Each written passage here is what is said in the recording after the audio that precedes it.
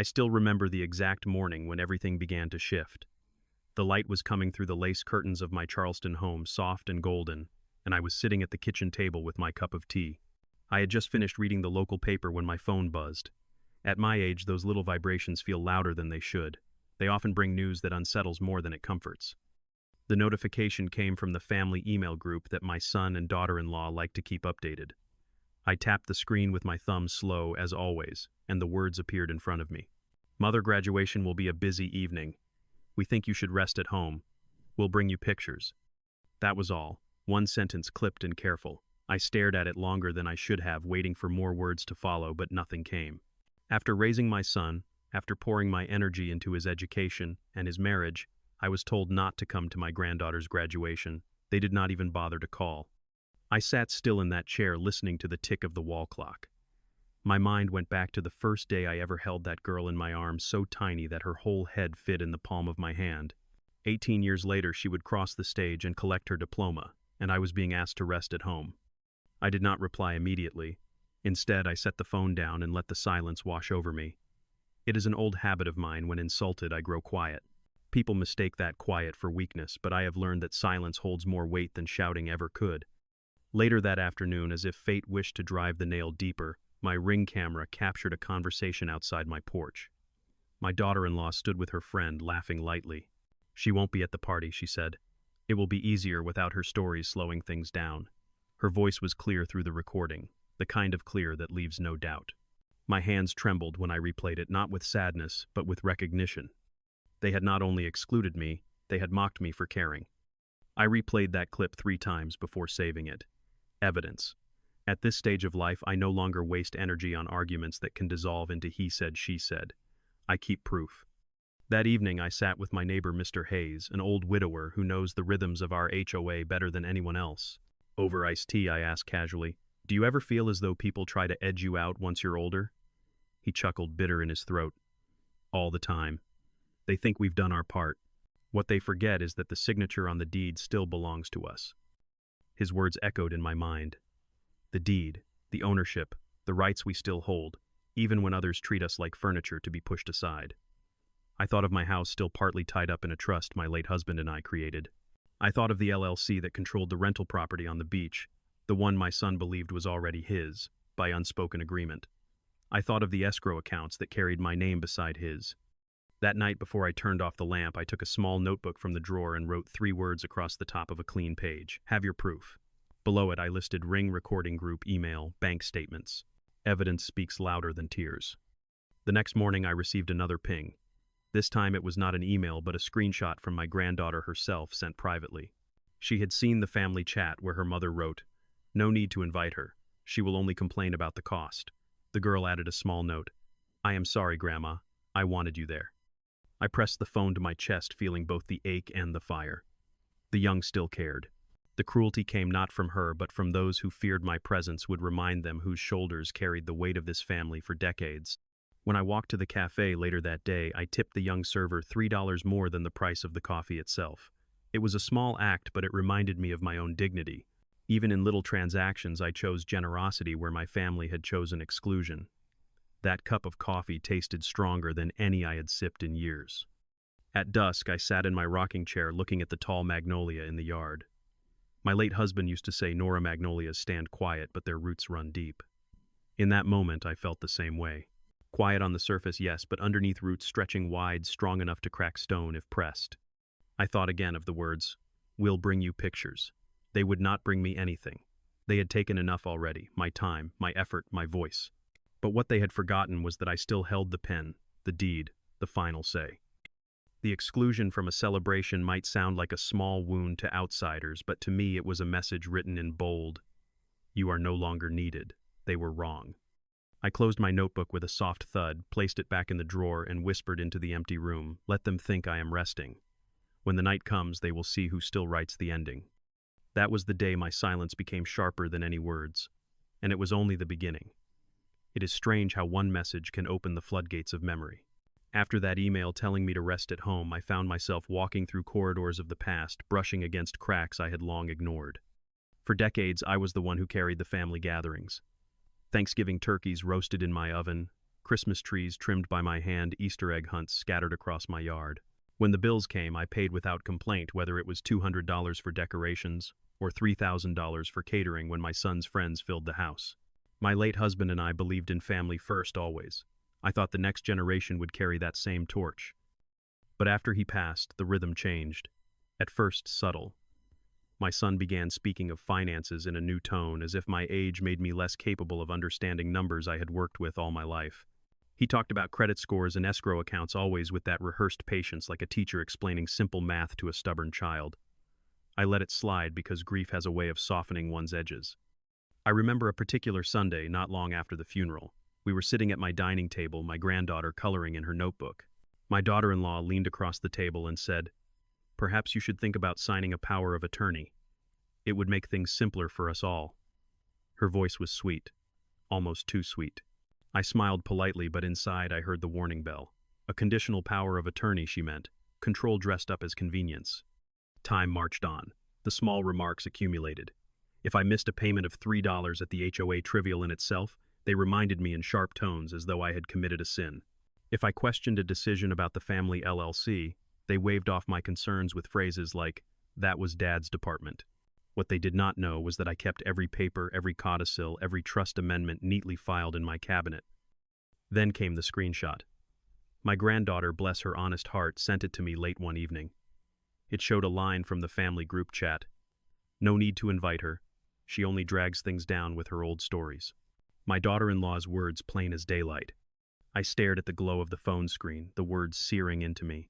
All those years of cooking, cleaning, hosting, paying reduced to old stories. I set the phone down carefully, but my chest felt like fire. The betrayal was not just the insult. It was the erasure of my role, as if my history no longer counted. The next morning I brewed tea and tried to shake the heaviness. Yet the cracks widened in my mind. I remembered my son's words years earlier after he bought his first car. "You co-signed, but it is really mine." I remembered the way my daughter-in-law frowned when I gave my granddaughter a necklace that had belonged to my own mother, vintage. Pieces clutter a girl's style. Each memory became a shard of glass, sharp and undeniable. Still, I held myself quiet. At 67, I had learned that not every battle needed shouting. But silence is not the same as surrender. Silence can be the patient gathering of strength, the way a storm builds behind clear skies. That week I began organizing papers. I pulled out the family trust documents, the will my husband and I had drafted, the quitclaim deed we had once considered but never filed. I read through the LLC agreement again, reminding myself of the 51% control clause that still bore my signature. The numbers were clear, written in ink: 2 properties, 1 trust assets valued at over $2 million. They could ignore my stories, but they could not ignore my name on those lines. As I filed the documents neatly into folders, I paused to reflect. Families like to think love alone keeps them together, but often it is the practical threads, houses, accounts, responsibilities that bind or break us. My son and his wife had mistaken my patience for weakness, my silence for absence. They believed age had turned me into an ornament. They were wrong. Later that evening, as I watered the garden, my neighbor called from across the hedge. "Evening, Nora. Did you hear about the HOA fine last week? $300 just for running late with the hall cleanup?" He shook his head. "They'll fine anyone these days." $300. A small number compared to the assets I held, yet it struck me. Rules can cut both ways. If the HOA could enforce its fines, so could I enforce my rights. Everything from a $3 coffee tip to a $17,800 escrow account spoke of value and proof. The magnolia tree rustled in the evening wind. I thought of its roots, deep and unyielding. I thought of my own roots in this family, how they had tried to chop them down with careless words. And I knew then the cracks were not weaknesses. They were opening spaces where I could plant my next move. I went back inside, locked the cabinet that held my papers, and whispered, "They have mistaken the cracks for collapse. But cracks can widen into doors. There is a moment in every storm when the air stills and you know the lightning is preparing to strike." That was how I felt after collecting the screenshots, the Ring camera clip, and the cruel little email telling me to rest at home. I did not cry. Tears had long dried up in me. Instead, I grew calm. Calm is where my sharpness lives. On a quiet Tuesday morning, I drove to the county clerk's office in downtown Charleston. The building itself smelled of paper and polished the kind of scent that carries history. I signed in, waited my turn, and requested copies of every document tied to our family properties. The clerk handed me a neat stack land registry entries, deeds, recorded liens. I held them like ammunition. Among the documents was the trust my late husband and I had established years ago. He had insisted we plan carefully, and I had agreed. There it was in black and white, my authority as trustee still intact. Buried in those pages lay a codicil I had drafted but never exercised, granting me flexibility to adjust distribution if circumstances shifted. Circumstances I thought grimly had shifted. I placed the papers in a leather folder and carried them home. At my kitchen table I laid them out like cards in a hand of poker. Trust will quitclaim deed LLC agreement. Each one bore my name, my signature, my rights. They thought I was ornamental. They had forgotten I was still the one holding the pen. That afternoon I called my attorney. He is younger than my own son, sharp-eyed and efficient. "Mrs. Whitfield," he said, "after hearing my story, you have more leverage than you realize. With the documents you hold, you can freeze assets, redirect ownership, even amend the trust with a codicil." His voice carried no doubt. "Do you wish to act?" "I do," I answered simply. We discussed the details. He explained how an escrow hold could be placed on the graduation event account, $17,800, already set aside for catering and hall rental. That money flowed partly from family funds I co-owned. If they would not honor me with an invitation, they would honor me with accountability. After the call, I brewed another pot of tea and allowed myself a moment of reflection. In my small notebook, I wrote the numbers clearly. $3 for the cafe tip, $17,800 for the escrow. Hold $2 million in assets within the LLC. Small, medium, large.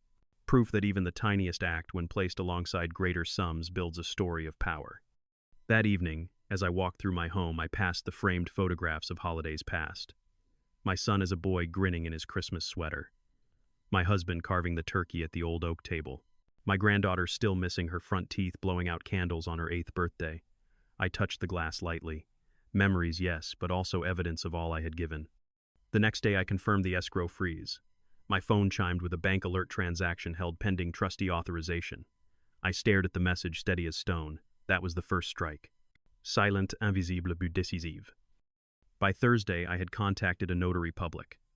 I wanted the codicil amended and sealed in advance. He agreed to meet me at the graduation party itself. I did not tell him why.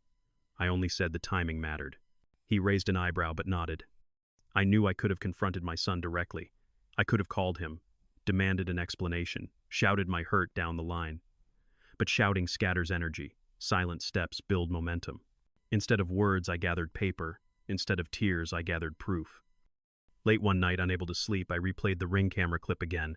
My daughter-in-law's laughter, the easy dismissal. She won't be at the party. It will be easier without her stories. I leaned back in my chair, closed my eyes, and smiled faintly. They had no idea those stories were about to be written in ink they could never erase.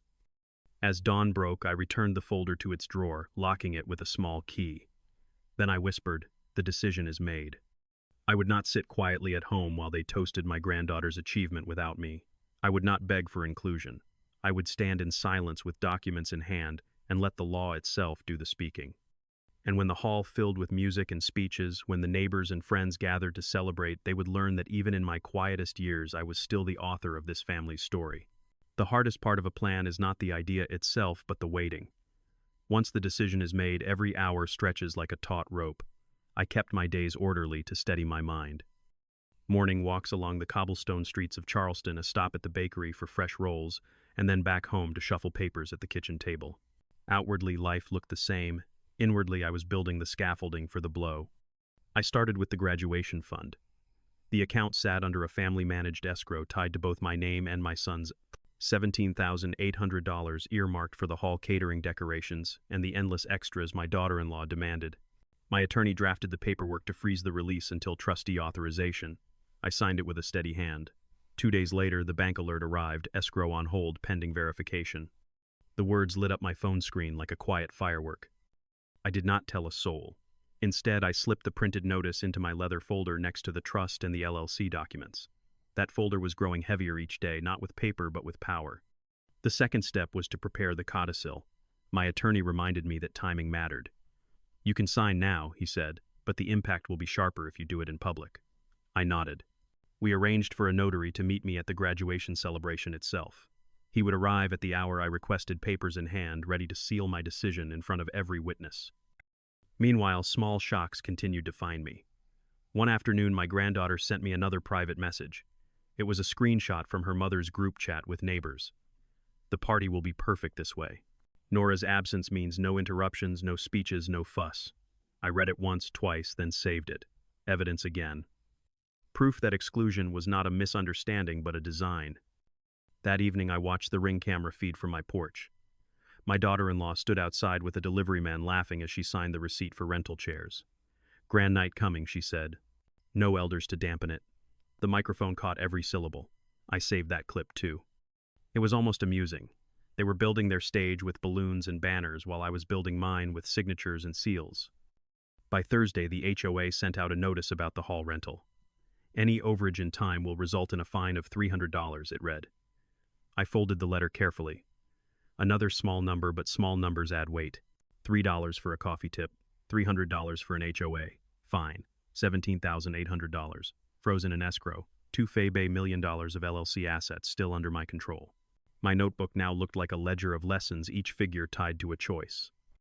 The night before the graduation, I laid out my outfit.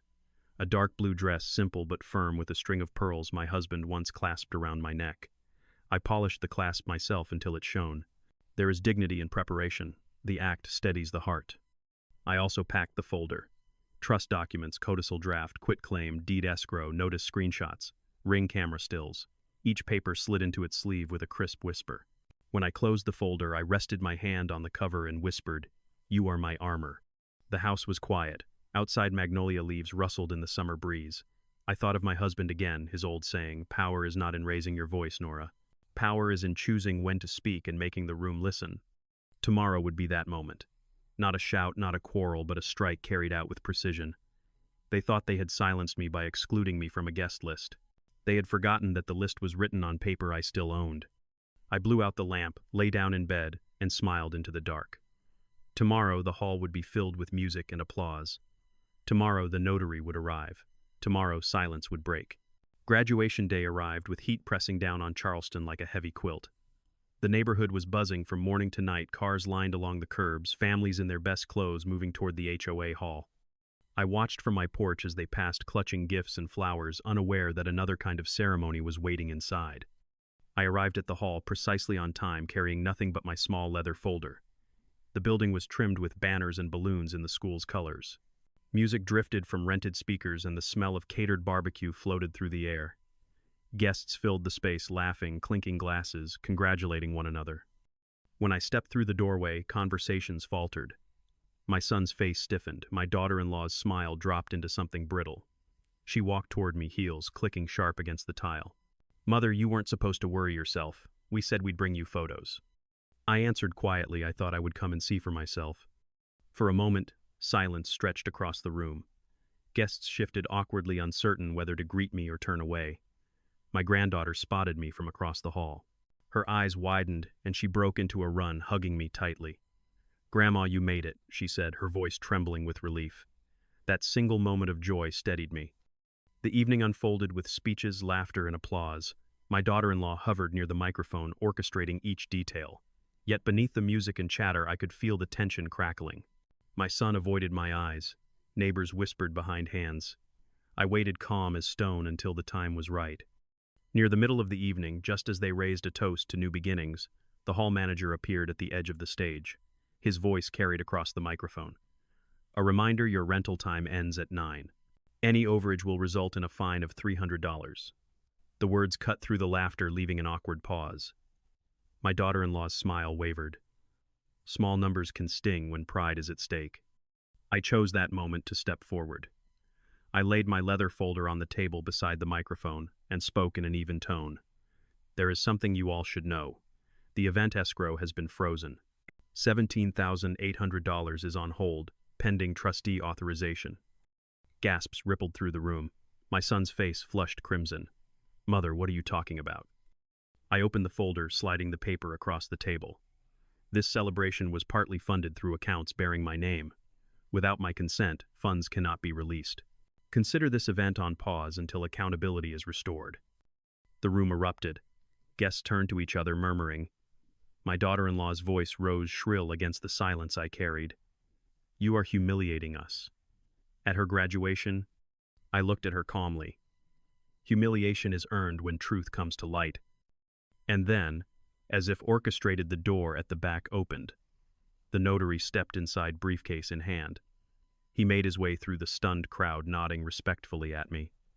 Conversations dropped to whispers. But the moment was not finished. I tapped my phone, projecting a video from my Ring camera onto the hall's small screen. My daughter-in-law's own voice filled the room. She won't be at the party. It will be easier without her stories.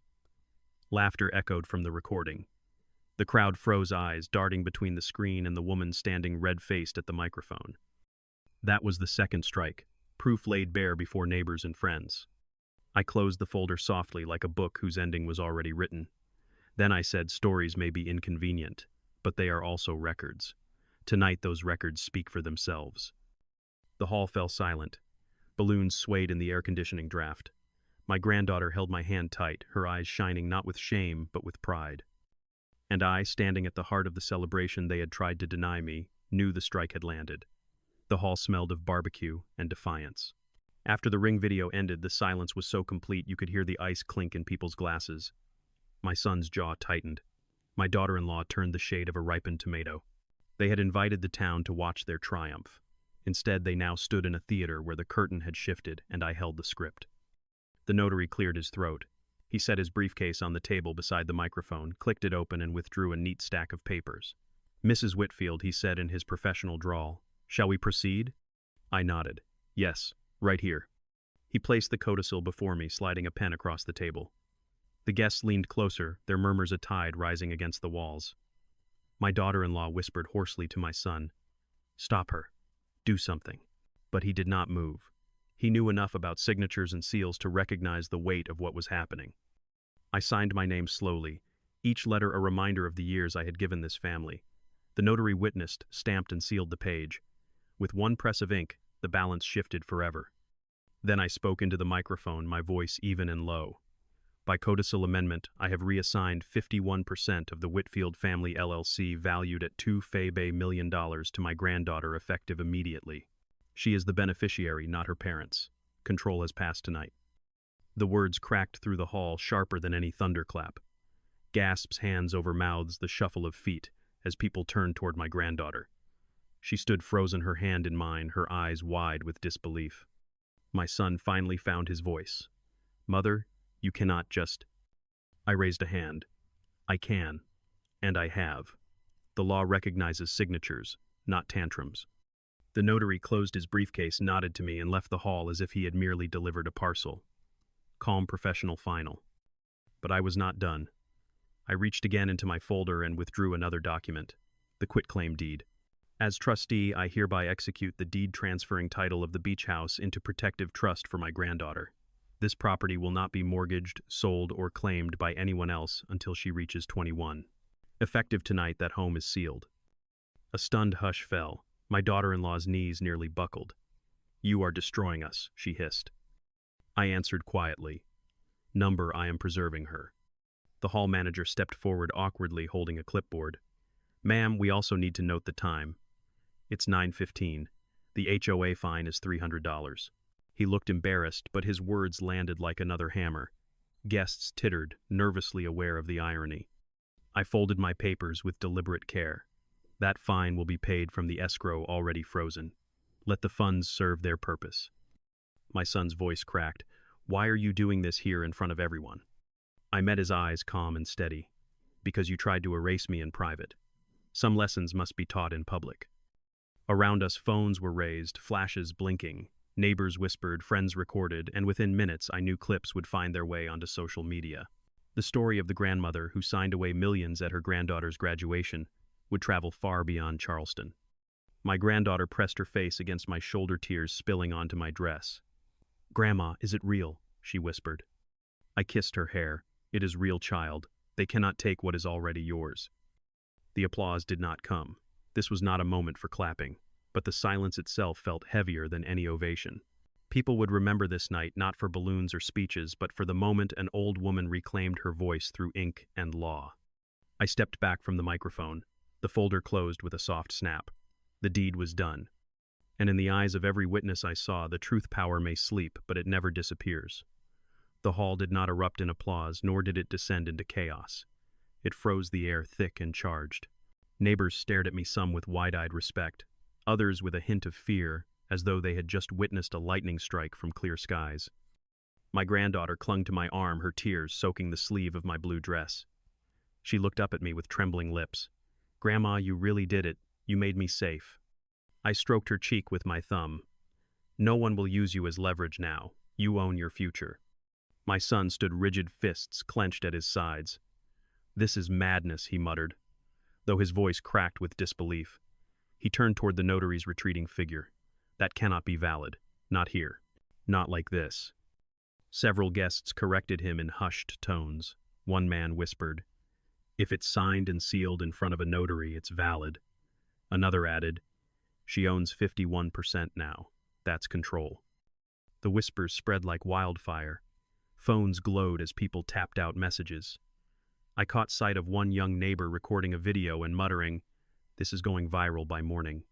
My daughter-in-law broke at last, her voice shrill enough to make the speakers squeal. "You planned this to humiliate us. You ruined her graduation party with your selfishness."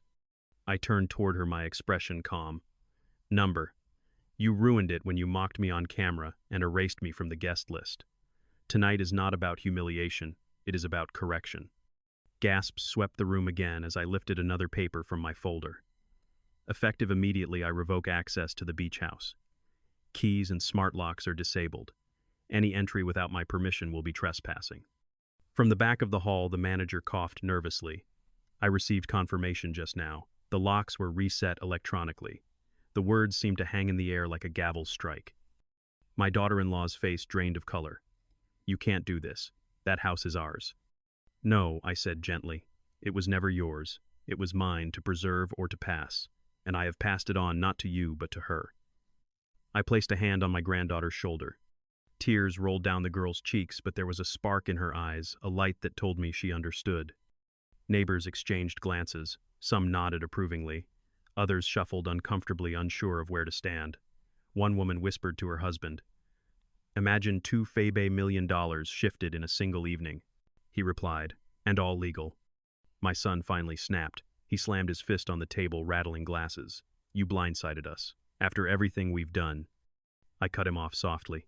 "Everything you've taken, you mean? The endless demands, the manipulation, the dismissal. You thought silence meant surrender. You were mistaken." The HOA manager stepped forward once more, clipboard in hand. "It's 9:45. The fine is confirmed. $300. His voice was small but firm. I smiled faintly. "Deduct it from the escrow already frozen. Let the account settle its own debts." The irony was too sharp for the crowd to ignore. Some laughed under their breath, others shook their heads in disbelief. And then the dam broke. Guests whispered, louder phones buzzed, and within minutes I saw the first post appear on a screen nearby. "Grandma takes control at graduation escrow. Frozen millions reassigned. Family stunned." A neighbor turned his phone toward me. "It's already on next door." Over 100 comments. I gathered my folder, closing it with the same quiet finality as before. My granddaughter hugged me once more, clinging as if to an anchor. I kissed the crown of her head and whispered, "Stand tall. They cannot bend you now." As I walked toward the exit, the crowd parted like water. Some reached out to touch my arm, murmuring, "Well done," and "unforgettable." Others simply stared, shaken. Behind me, my son's voice cracked into the microphone, pleading for the music to start again, for the party to continue. But the celebration was broken. Guests slipped out quietly, carrying the story with them. When I stepped into the night air, Charleston's humidity wrapped around me like a shawl. I felt no weight, only lightness. My silence had carried the storm, and the storm had landed. And though the hall still glowed behind me, I knew the true illumination was in the knowledge, now written across every witness's face, I had not been erased. I had written myself back in stronger than before. The morning after the graduation party, I sat at my kitchen table with a cup of tea, the leather folder beside me. Sunlight streamed through the lace curtains, catching the dust motes in the air. The house was quiet, except for the faint hum of the refrigerator. Peaceful, almost too peaceful after the storm I had unleashed the night before. My phone buzzed and buzzed again, dozens of unread messages. Some from neighbors, some from distant cousins, a few from strangers who had seen the viral posts. Titles flashed across the screen. You were right, legend. Wish I had your courage. And then the ones from my son. How could you call me now? We need to fix this. You've embarrassed us. His words carried no remorse, only panic. I did not reply. Instead, I scrolled through a message from my granddaughter. Short, trembling words. Thank you, Grandma, for protecting me, for believing in me. I love you. That one I read twice, then saved to my favorites. By noon, I opened the local news app. Sure enough, the story had spread beyond the neighborhood boards. Charleston grandmother rewrites family fortune during graduation celebration. They described how I froze $17,800 in escrow, how I reassigned 51% of a $2 Bay million LLC, how I sealed a quitclaim deed in public. Facts laid out like chess moves. And in the comments, a surprising chorus admiration. Some called me ruthless, others called me brave. I smiled faintly. The truth was simpler. I had been necessary. Later that day, I walked through my garden. Magnolia leaves shimmered in the summer sun. I thought of my late husband. He would have laughed, shaking his head, saying, "Nora, you always knew when to strike." His voice was still in me, a steady echo. That evening, my attorney called. Mrs. Whitfield, the codicil and deed are now registered. Everything is legally binding. Your granddaughter's interests are secured. Good, I said. That is all I wanted. He hesitated. Your son may challenge you. He may argue undue influence. I chuckled softly. Let him try. I have the recordings, the emails, the witnesses. I planned for silence, but I left a trail of proof. He cannot erase ink. After the call, I sat again with my tea. The house was warm, the air heavy with jasmine from the porch. I thought of the look on my daughter-in-law's face when the Ring video played, when the notary sealed my signature, a mix of disbelief and fear. They had underestimated me, as people often do with those who speak softly. My phone buzzed once more. This time it was a bank alert, escrow funds released to trustee account. I had redirected the balance, covering the HOA fine of $300, with the remainder marked for my granddaughter's education savings. Small numbers and large, all serving their purpose. That night I placed the leather folder back into the cabinet and locked it. My armor had served me well. I no longer needed to carry it everywhere. I stood at the window watching the Charleston lights glitter across the water. The city hummed alive with stories. Mine had joined them, carried on whispers and posts, spreading far beyond what I could see. But inside I felt no desire for fame or vindication. I felt only the quiet satisfaction of roots holding firm of branches that had bent, but not broken. I whispered into the still air as if to my absent husband. They thought I was finished. They thought I was fragile. I drew a deep breath, steady and certain. They forgot I am the one who signs last. And with that, I turned off the lamp, letting the house fall into silence once more.